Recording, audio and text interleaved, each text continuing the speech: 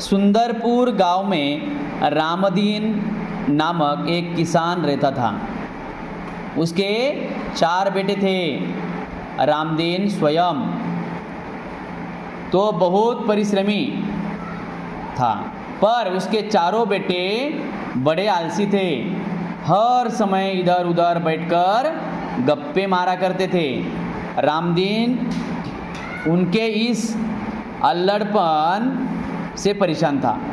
उसे हमेशा बेटों के भविष्य की चिंता सताया करती थी। वह दिन रात यही सोचा करता था कि मेरे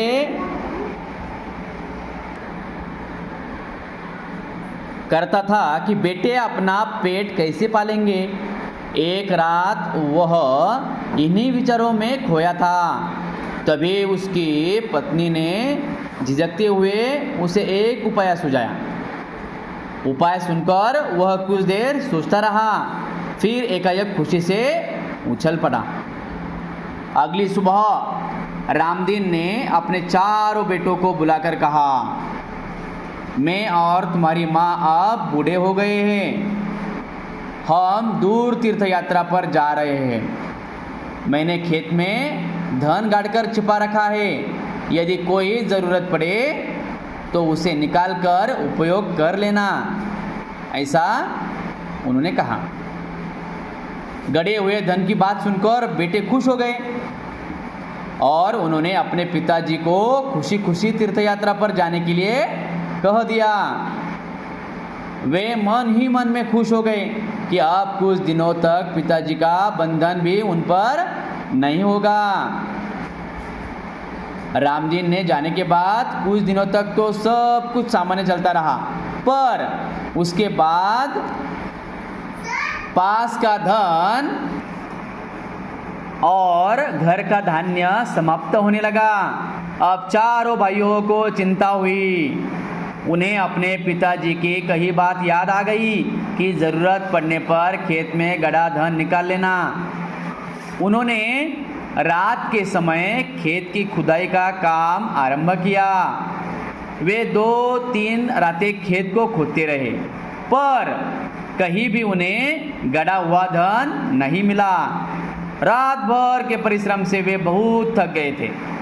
जब सुबह बहुत निराश और हताश होकर वे चारों अपने घर लौट रहे थे, तभी रामदीन के परम मित्र हरिनाथ ने पूछा, तुम सब थके हुए क्यों हो?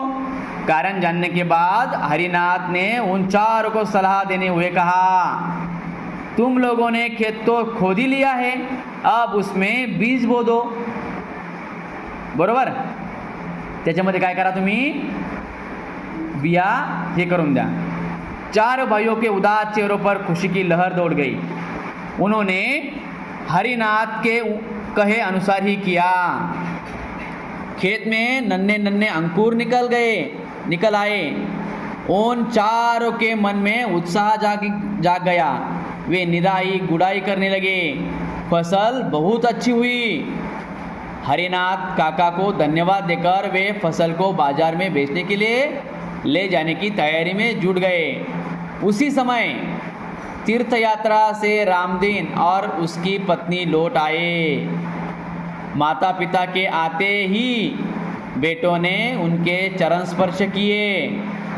गाड़ी में लदे अनाज के बोरे देखकर रामदीन ने कहा, अब तुम्हें खेत में गड़े धन का राज समझ में आ गया होगा।